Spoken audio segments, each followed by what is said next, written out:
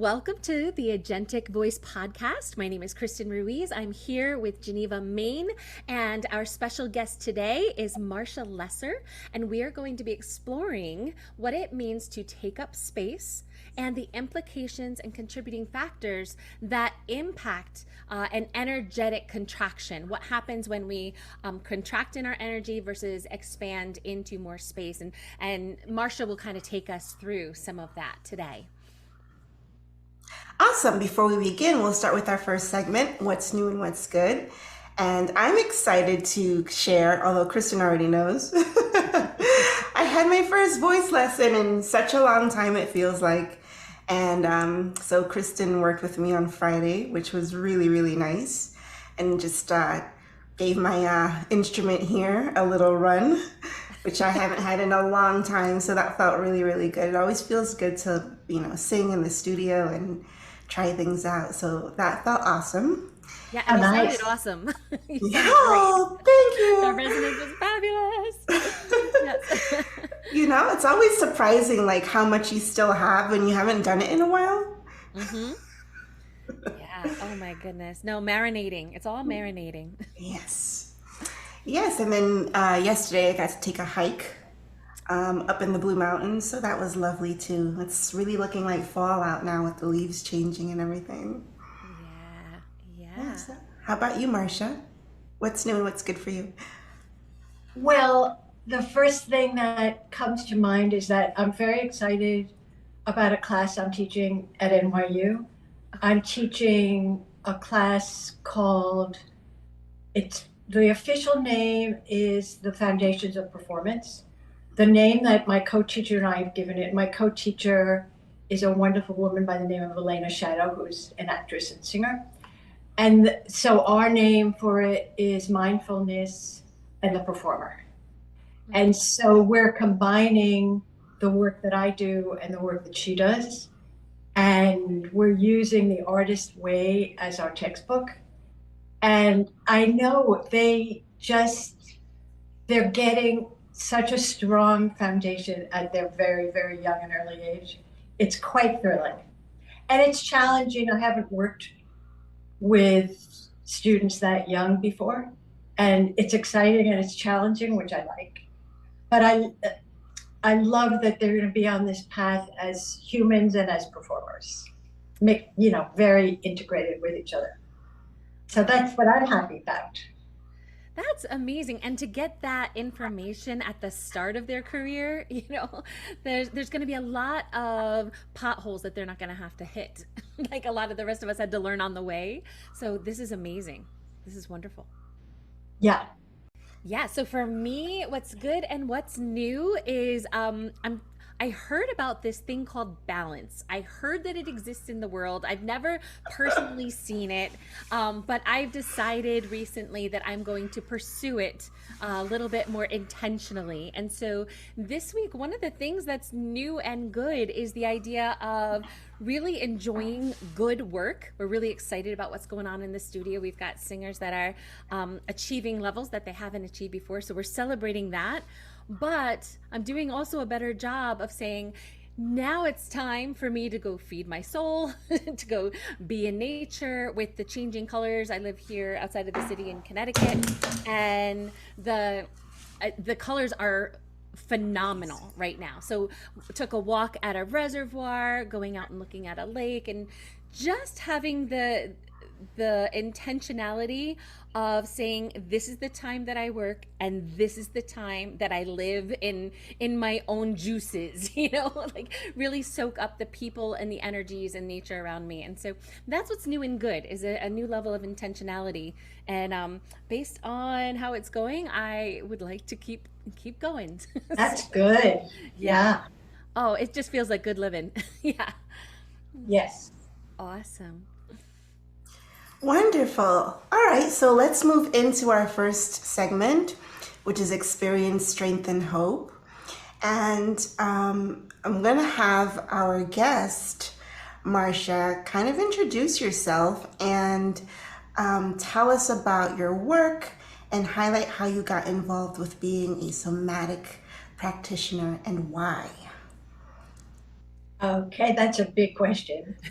Um, Basically, tell us your whole life, and we have a yeah, few so minutes here to we do go. it. How much Okay. time? Yeah. Well, I started off when I was really young as a dancer, and that's the place where I felt most confident, where I was able to really take up space, whereas the other parts in my life, not so much. Um, and I was also always interested in psychology. So when I went to college, I was a psych major and a dance minor. And then when I came back to the city, I danced professionally for a while, but I knew I wanted to be able to support myself. That was really important to me. And I still had this hankering to somehow do something with psychology also, but in my own way. I've always taken my own path. Um, so I then went to graduate school for psychomotor therapy. And since then, I have been doing a lot of different kinds of training and finding ways to bring the body and mind together. And it wasn't until I did the somatic experiencing practitioner training program, which was probably, I finished it. It's a 3-year program. I finished it about 10 years ago, I think, that I started even being aware of the brain and the nervous system and how that plays into everything we do. So that is that part. And now I'm in another training program. It's kind of graduate training for somatic experience, which I'm also loving. As far as the music, it happened just kind of the way things happen. One of I've had a private practice always. One of my clients with whom I was doing body mind work was a teacher at Juilliard, and she said, "You have to come and work with my students." So that started it, and I realized, oh, I really like this. I want to get into this world. And then through someone that a friend introduced me to while I was in the somatic experiencing practitioner program, introduced me to Bill Westbrooks, who was the director of the program that Kristen used to teach in and that I still teach in at NYU. And he was really interested in it. And I really liked working with singing and acting, especially singing more than instrumentalists, because I could really dig in more. And it's quite thrilling to me. And I keep finding new ways to bring now it's the brain, body, emotion, spirit together. So does that answer the question? It does. So your interest in being a somatic experiencing practitioner came out of your interest in psychology and mind-body connections, is what I'm hearing. Exactly. Okay. Mind-body connection has always been at the root of who I am as a person and then who I am as a practitioner and teacher. Yeah. Mm-hmm. And you made applications to performance. Yes. Yes. Okay. So the thing about somatic experiencing is that it's created in a way that people can use it in whatever way they want. So for instance, somatic experiencing is a trauma-based way of looking at people and helping them to recover from trauma. And the first thing that happens in trauma, of course, is that we leave our bodies. That's the safe thing to do. And so all that I've learned, or a lot of what I learned there, I apply, and in other things, I apply to singers, because it's all about helping them to get back to their bodies. And often they're not so much in their bodies, just as people. Sometimes the work that we do hits upon all traumas that they have, which we deal with, but it is about reintegrating the body and the mind. So that's what I do with singers. Nice. And so if there's ever anything, at what point, I guess, in your work with performers and singers who might have trauma in their past backgrounds would you say, this person should see a counselor or something like that? How do you determine that? Because that's a question that a lot of people often have when we're working from a trauma-informed approach. It's slightly different for me because I am also a somatic psychotherapist. Okay. So I handle it, but in my private practice, I would handle it. But at school, that's not what I'm there for. Right. So at school, I do the best I can to regulate them. A lot of the work that I do is actually regulating people, which has a lot to do with what we're calling taking up space and not, has to do with what physiological state they're in. And if I find that that's not enough, then I recommend that they see either go to someone at the health center, or do they want a recommendation to work with a psychotherapist?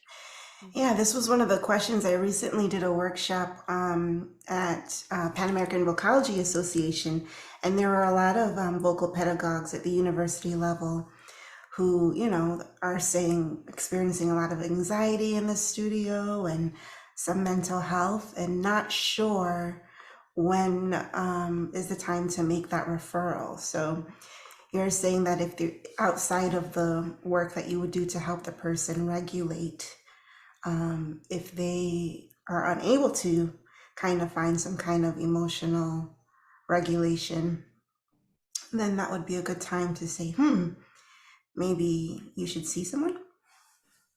Without a doubt. And as we get into this, I think I'll probably talk about more what I mean about emotional regulation and how to see it, notice it. But yes, definitely. I mean, often in my private practice, people like you might refer that student to me to help with what's going on. But yeah, I think it's a really, really important question. Yeah, and in the research that I did at Kane, one of the things that kept coming up was that emotional regulation is a protective factor for people who have experienced trauma. So gaining the ability to regulate emotionally is very protective. And if someone cannot do it, then we have to teach them how. Exactly. Yeah, and that's really my job at NYU, actually. I mean, I go into other things, but that's basically what it is. On whatever level people need to find regulation. Awesome. Yeah. So in your work with professional singers, pre-professional or professional track singers, what are some of the challenges that you're seeing as you're trying to help them do this kind of regulation and this mind-body integration? What are some of the challenges that you're seeing? Well, I think that most of my colleagues would agree with me that even before the pandemic, really, before the pandemic and maybe 5 years before that or so, the level of anxiety was, we thought, off the charts, and then came the pandemic. So in the pandemic, I mean, anybody who had unresolved trauma, which is mostly a lot of us, throughout the world, of course, went into a trauma response. Yes. And there was no way, especially for people who've never worked on their issues, there was no way for that not to happen. So I see that more. I see more dysregulation, definitely. And so, should I tell you now what I mean by that?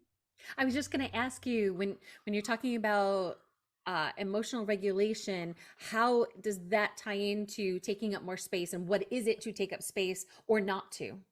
Yes. Well, so all the work I do is founded on the autonomic nervous system and regulating it. So because the autonomic nervous system coordinates what physiological state we're in, and basically there are 3 of those. There are subsets, but I'm only going to talk about 3. The first is social engagement, where we're most connected to ourselves and can have an array of emotions without getting overwhelmed, basically. and therefore are most connected to other people. As soon as the nervous system picks up a threat, anywhere coming from within us, around us, or from someone else, this is called neuroception, that below consciousness, we are always scanning for danger, always.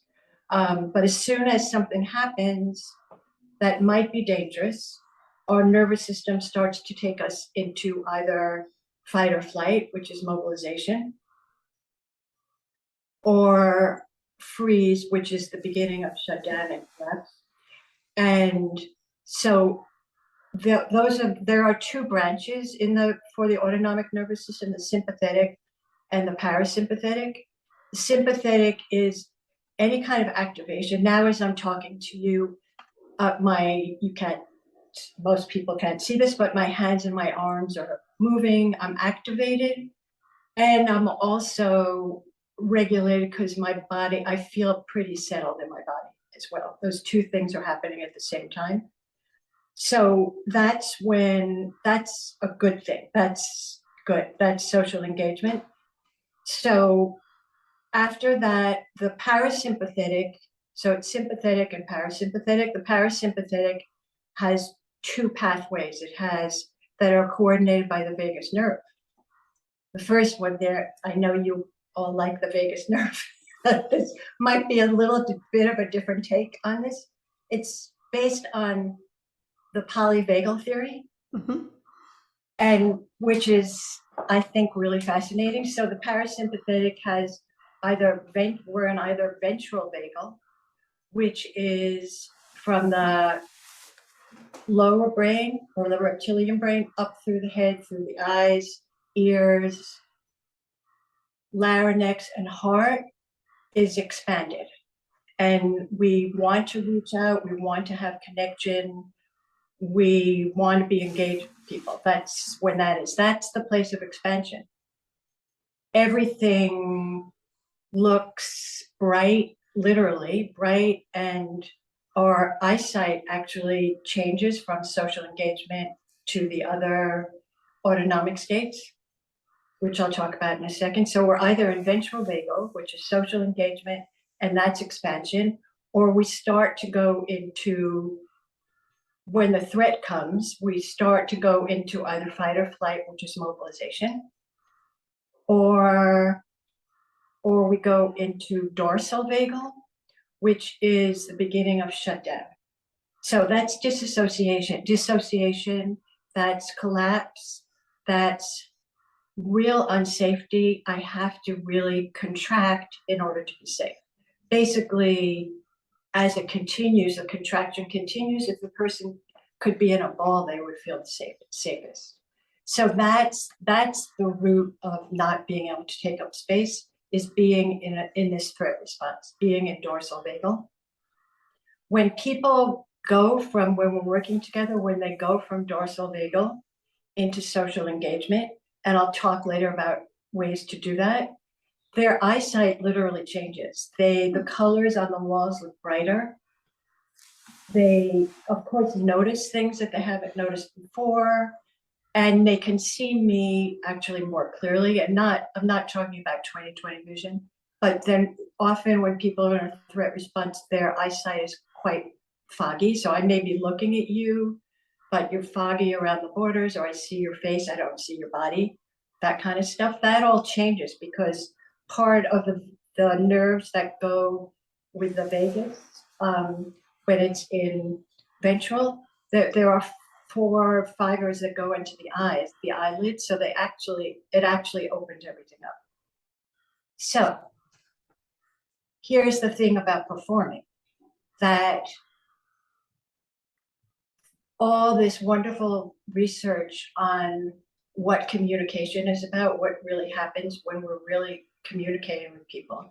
2 of my favorites are, the older one is mirror neurons, and that is when we are wired to come into this world to connect to people and to pick up their behavior.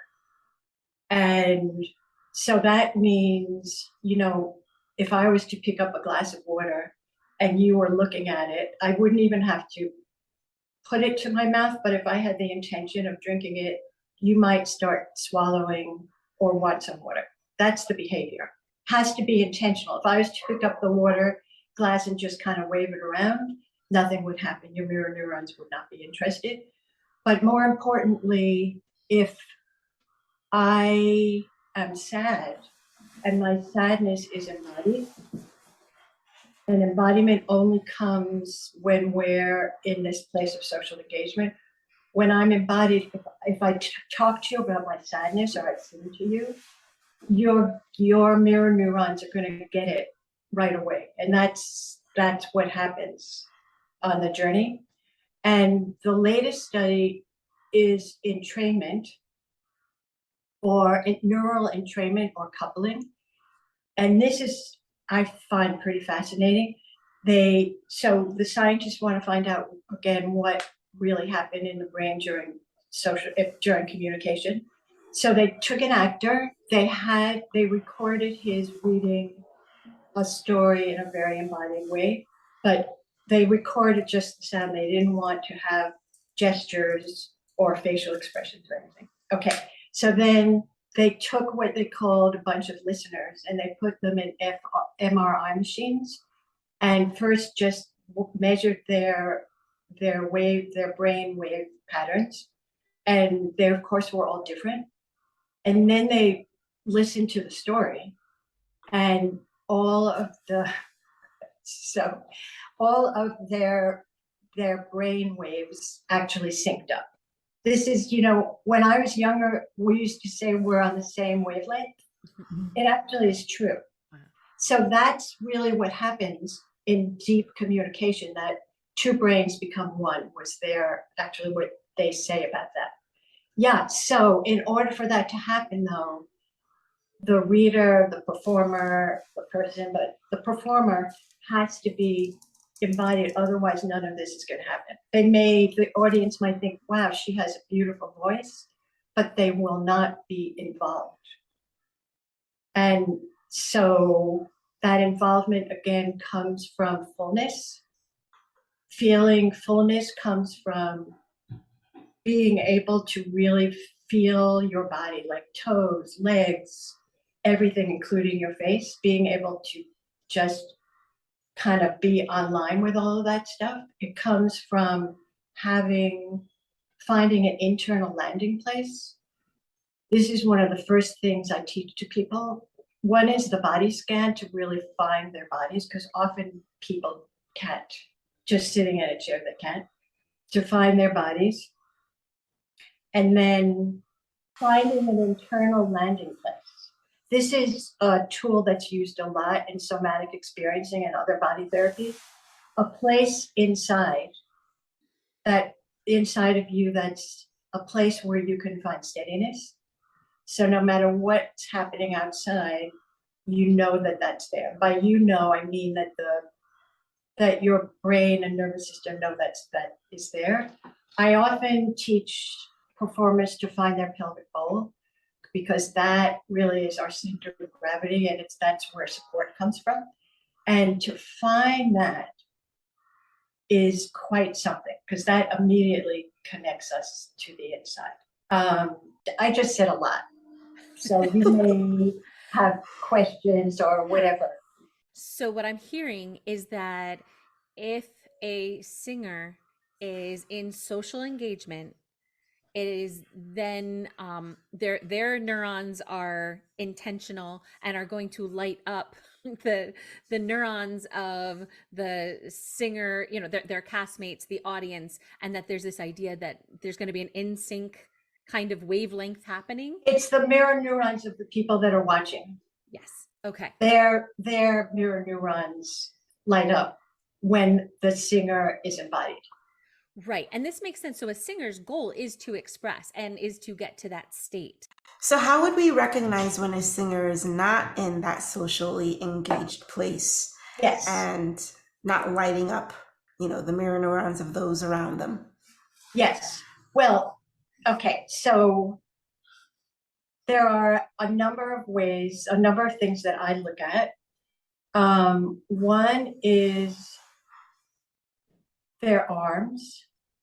So this sounds a little cruel, but dead arms, if the arms are just hanging at their side without any energy in them, that is a sign. If their hands and fingers are often curled or they need to be together a lot, that's a sign also that the arms and the hands are not online, that they're not, the brain is just, it's not part of what's going on in that moment. That's number one.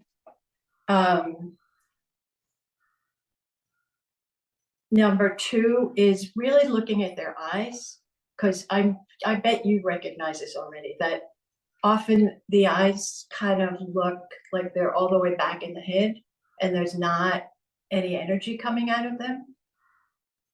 Or they're hyper focused, like staring and their eyes don't move at all. Their legs, same thing. If people come in and first of all, their legs are really close together chronically, just close, which for a singer should have their legs hip width apart anyway. But if their legs are always closed and they don't really have a sense of their feet on the ground, well, you wouldn't know. So if their legs are always very, very close to each other, it's very possible that is everything in the pelvic area, hips are closing and keeping the legs together that way.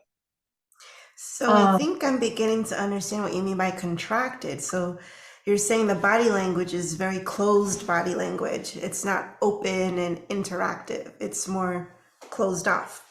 Exactly. And energetically, there is just this feeling, especially in the spine. So look at the spine and or the chest. There's a feeling of going towards collapse. And collapse is a big word, but going down instead of up. I mean, of course, this all affects the breath and the vocal cords, etc., a lot. But that sort of, yes, coming together.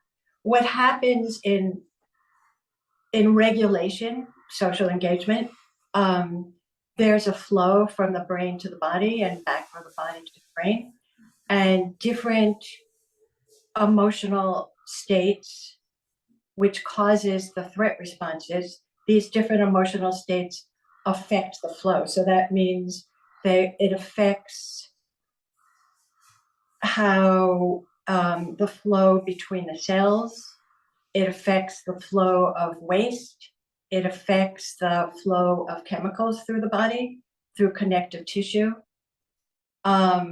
It affects the nervous system and how it also is sending energy from the brain to the body. So when that's all moving, that's the flow. And that's what we're looking for. So yes, the contraction means that somewhere in that flow, something there is really stopping. And, most importantly, maybe that what often stops it is shame, some sense of shame that I want to hide. I'm not worthy of letting you see me. You're not interested in what I want to say. I have to hide myself. I'm a bad person. All of these things that come from a long time ago, that affects the nervous system, of course, in the brain. And so often, when I said that we're all living, or so many people are living in a threat response since the pandemic, that is survival. As soon as there's a threat, the brain is really only interested in survival. So it just kind of closes everything down by removing us from our bodies in one way or another. Anxiety is the energy that should be ideally flowing from the feet all the way up through the top of the head and then back down again, the flow. It leaves the leg, it leaves everything. It starts traveling up to the neck and gets stuck in the head. And that's anxiety, the looping around that so many people do, the rumination, all of that. And the best thing for this is to help the energy to move back down. So that can be done by, if the person is sitting in a chair, by scrunching their toes, moving their feet around, lifting their legs up and dropping them. Put it simply by putting one's hands in the hip flexors, it actually causes the energy to start moving down again. Standing up, to go from a shutdown place back up to social engagement. Shutdown is immobilization, so we have to pass through mobilization to get to social engagement. So that means physical activity is really important. So standing, like moving the joints a lot is really, really important. That affects all of this. And of course, I have people doing push-ups and pushing against a wall and running in place. All of that, it gets adrenaline flowing, and that's the adrenaline is needed to get out of this place of taking up space and being scared. So I'm curious, just because it was in the news recently, when you're talking about a performer being in contraction, the thought occurred to me, well, what if the performer is under threat? I don't know if you've heard like the news story about the comedian who had beer thrown at her, like a open can of beer thrown at her, and the audience member was heckling her. So she was under threat. And I would imagine that would send most people under contraction, but somehow she was able to remain pretty socially engaged, and she took up the beer and she drank it, which everyone is just kind of blown away that she did that. I didn't know how she had the reserves or the resilience to do that, but what would you recommend for performers who are not in a friendly audience and they might be tempted to go into a contracted place? Well, first of all, she is so resilient. Yes. And I imagine she's done a lot of work on herself. I mean, that's incredible. Yes. And such a feeling of, this is my space, and I'm not letting you intrude on my space. You can just do what you want.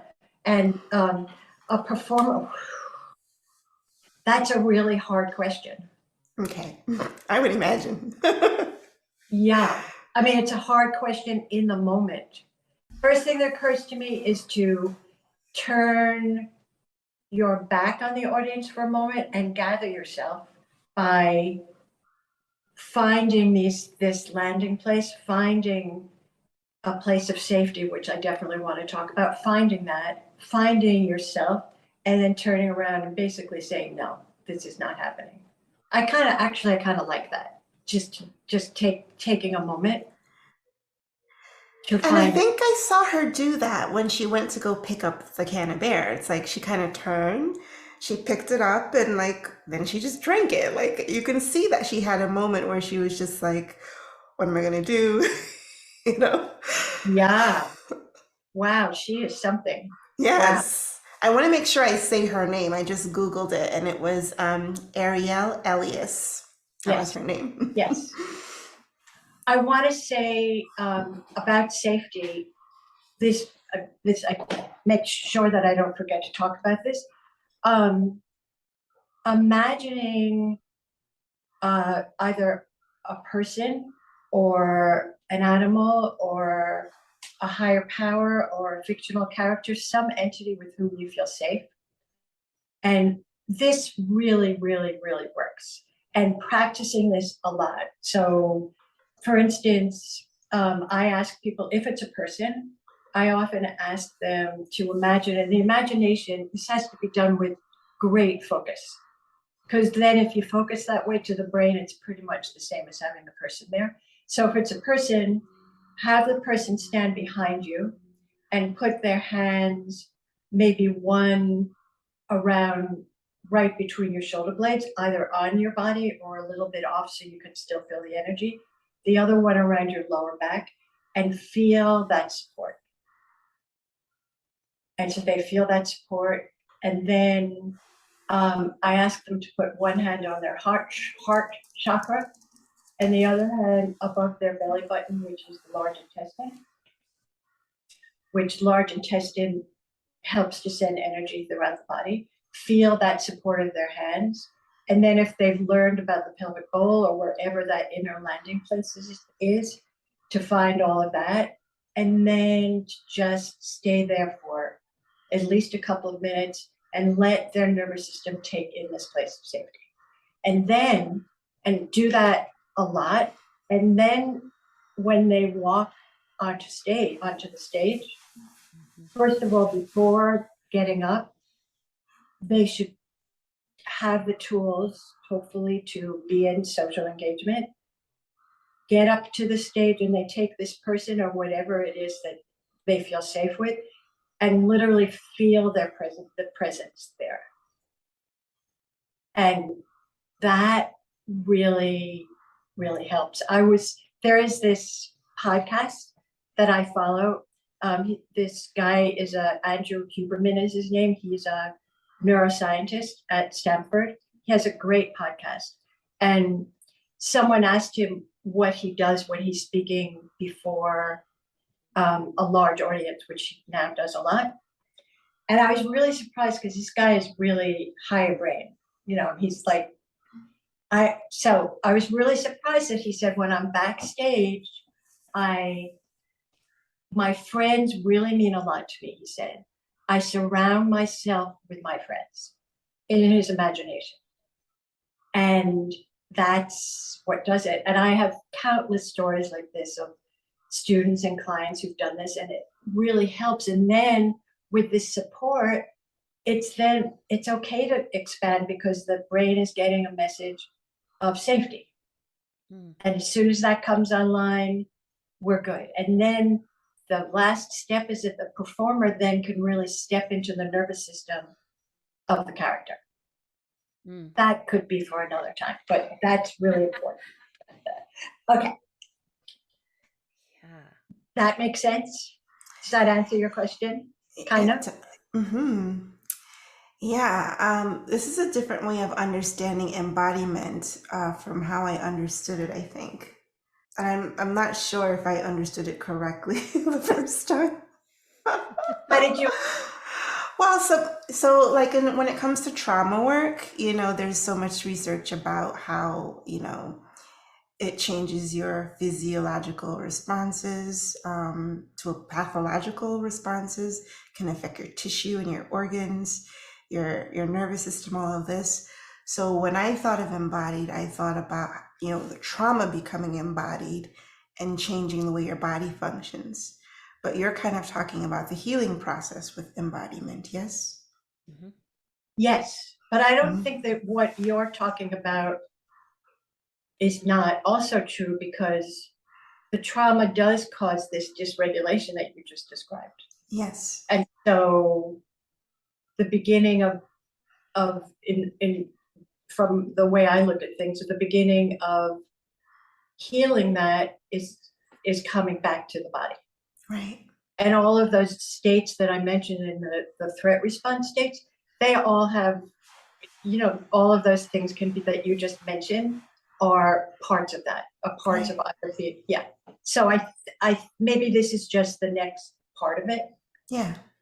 No, you're right. I think, and just in my brain, I often think of, I don't often think of resilience as something that can be embodied, but the brain is plastic, right?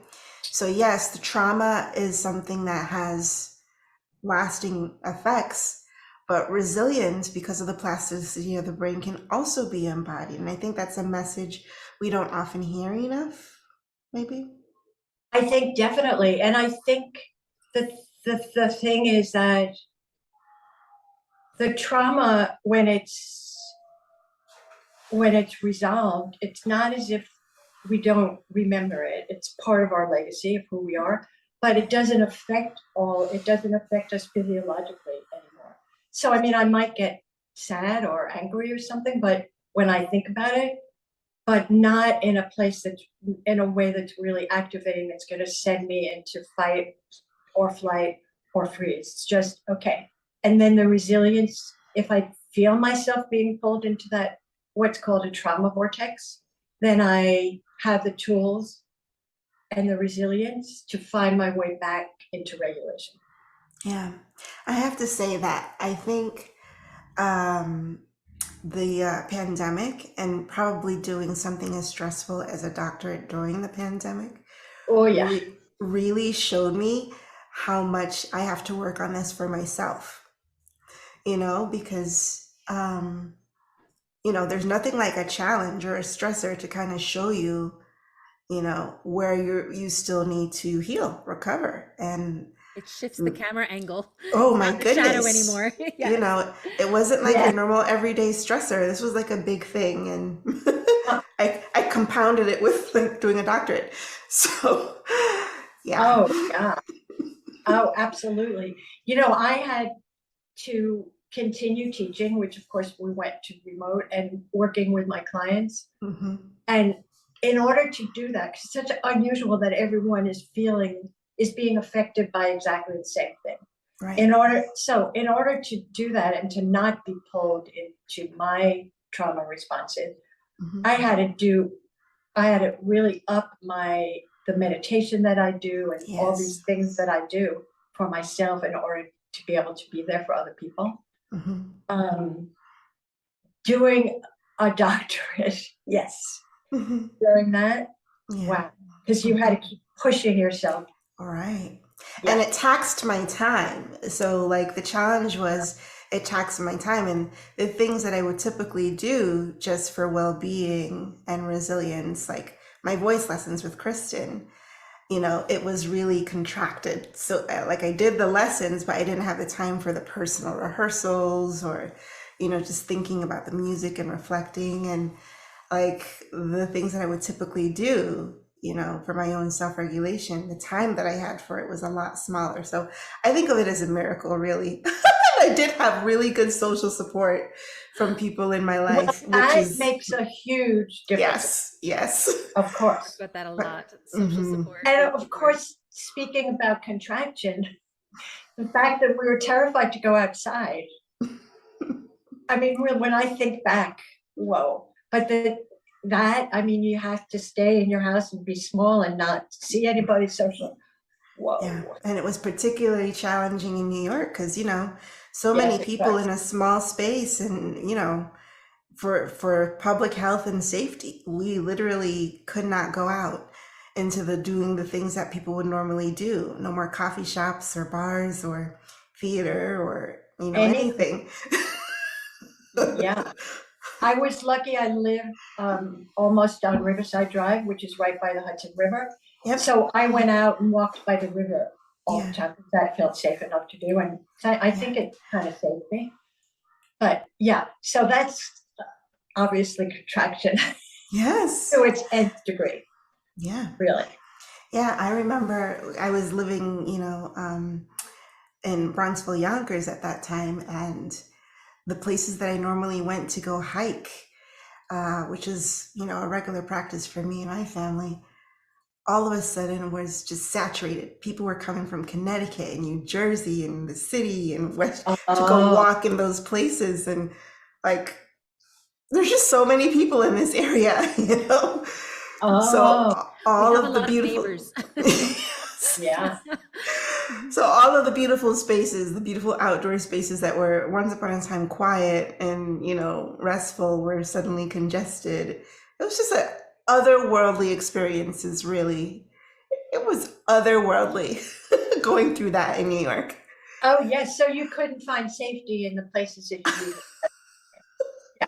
Yes, it was well, I'm on the Upper West Side and, so I was in the middle of it too.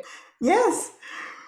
Amazing. Oh, I can feel as we're reminiscing, I literally feel that there's like a beginning of a contraction in my chest. I just noticed that my arms are coming close together. This is my felt sense, even as we're talking about it now. So I'm going to just adjust Find your myself. pelvic bowl. That's right. Find your pelvic bowl. Somebody's hand is on your back. Exactly.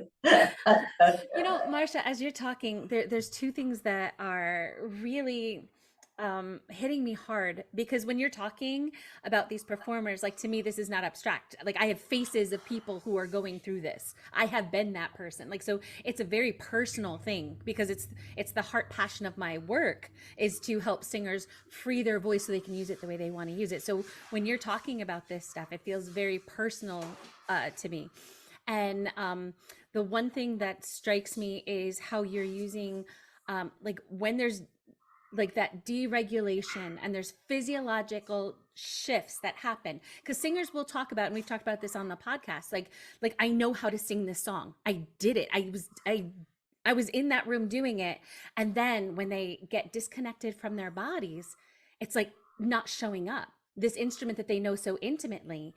And so it's like, how you should have seen me in that other room, you know, kind of thing. There's this frustration, there's defeat that comes along with it. And so what I think is so powerful about your work and the conversation we're having today is that these physiological shifts to the person experiencing them is very disconcerting. And you're using physiological strategies to then reconnect to it. So, Yes. so I think that is a really powerful point for those performers who are feeling disconnected from the situation, about using these physiological tactics to get back into their bodies. And for those of us who are practitioners, to be aware that telling somebody just to relax more, just to let it go, like, that is not sufficient when you are in these kinds of states. So And you know what? powerful. Kristen, definitely, I just have to pardon me for interrupting Sure. you, but I have to say that in my world, telling someone who is in this state of activation to relax is like the worst thing you could do, because it doesn't, first of all, it doesn't go in, it makes no sense, and it often makes them feel like they're doing something wrong. They have no idea what that, but if they have a way to put their hands, if they have, there are lots of things like that, It's very their bodies can capable. start to Yes. settle. Yes. Yeah. Yeah. The other thing that I'm curious about, like when you brought up, you know, part of my curiosity is what causes this kind of disconnect, where, because it's not all the time, it's in these moments of perceived threat, right? So what causes the somebody to disconnect from their own body, or to not be fully present when their desire is to actually be present, you know, especially in the case of a performer. And so you brought up the issue of shame, and I think that's a really interesting thing. In fact, Geneva, maybe at some point we need to poke at this a little bit more, because when it comes to shame, it seems to me that there's a social construct that makes shame live, that it doesn't come from nowhere. It comes from the interaction of that person with others.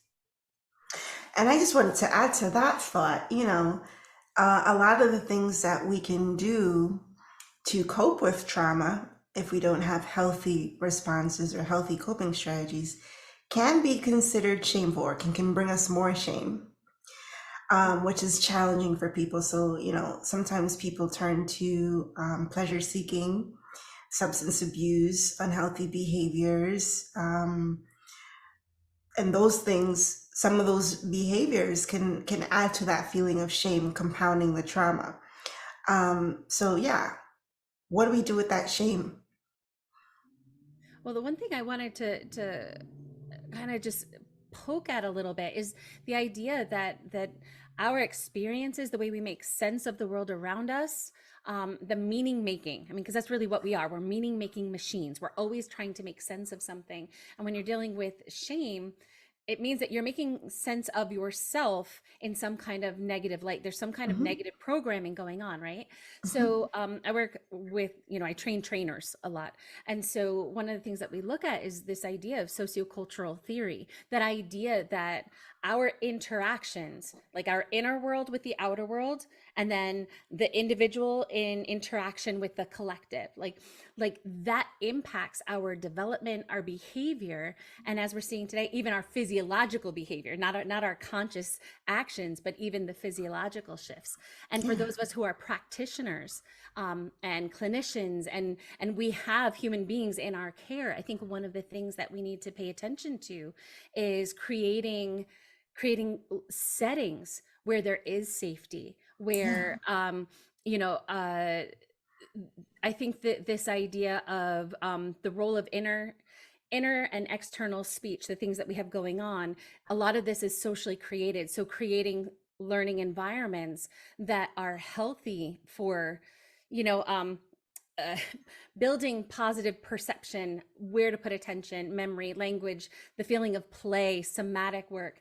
And so I think that there is some good that can be done when we keep in mind, when we are working with someone, that they are always in interaction with us and interaction with others, and that there's physiological repercussions if that is a toxic space, or if that is, or there can be really beautiful repercussions if it is a healthy, safe space. And I think that the onus is on us as the practitioners to set that up, so that our our progeny, when it comes to the people who've worked with us, are not feeling that shame down the road because of situations that we've set up for unhealthy interaction. Oh, goodness, yes. Yeah. And because the nervous system is always scanning for danger, for safety or not safety, if the practitioner is not in their bodies and regulated when that person comes in, the student or performer may not realize it consciously, but their bodies are picking up that that person is dangerous and it's not safe. So creating, yes, a safe environment. Oh my goodness, yes. And being able to find also that safety within, that makes a huge amount of difference too. Yeah, it makes me think of, the shame, pulling that thread a little bit more. After Will Smith had that, unfortunate interaction with Chris Rock, he stayed away for social media for quite a bit of time. And then I believe in the last month or so, he posted on Instagram just a video kind of testing the waters again. And he posted something about how he's struggling to not feel ashamed of what he did, And so, yeah, I think you're right, Kristen, the self-talk that he speaks to himself, but then also understanding what I think everyone needs to understand, because some people can be judgmental and shaming. But what practitioners need to convey, and what people who are struggling with their own trauma response need to understand, is that your trauma response is something that your nervous system does to protect you, to help you. Yes. So this is not something that you can necessarily control if you don't have the tools to process the trauma. Yeah. You are literally trying to protect yourself, help yourself, take care of yourself. And, the idea that someone could take someone's trauma response or coping or whatever that they're dealing with and throw it in their face to, judge or belittle or whatever it is kind of heartbreaking, knowing what we know about the nervous system and how it responds to adversity, stress, difficulty, and all of those things. Well, I think some things I would like to say are shifting in the performance training industry, but we have a long history of really abusive practices towards those under our care. Like that idea that the master knows best. You shut up, you please them. There's stories of people getting plastic surgery after certain kinds of workshops or performances where they were made to feel inadequate, so they go and do something, and again, no judgment on them or the choices, but that the stimulus was, I felt so bad because of how I was treated, because of how I looked, how I sounded, how I whatever, my value was not there. So we have a long history. If we look at conservatory settings and high performance settings of some very dysfunctional treatment of human beings, and so calling it forward to acknowledge the fact that trauma exists inside these places, and to create situations where we're not propagating, we're not compacting it. I think it's really important. And Marcia, you're giving us ways of talking about it, and certainly ways to then learn how to not play small, but to take up more space. Thank you so much for sharing this work. Oh, I'm so happy to get a chance to talk about this. It's so nice to meet you, Geneva. Yes, it was nice to meet you too. Thank you for coming. This was really very helpful because, like I said, I've been seeing a lot about somatic experiencing, but not really understanding exactly all of it. But this is a good foundation for me. So thank you for sharing with us and our listeners. My pleasure. Thank you for asking me, Kristen. I really appreciate it. Oh, I hope you come back. There's so much more to talk about. There is. I'd love to. In this episode, we talked about what it is to take up space, psychological and physiological implications of contraction, how socio-cultural systems and social interactions play a profound role in development, and the ways in which one can cultivate the act of taking up more space. You can check the show notes for some of the things that were referenced, and we hope that, like us, you will delve a little bit deeper into trauma-informed approaches and how somatic experiencing plays into that. Thanks for your time. Take care.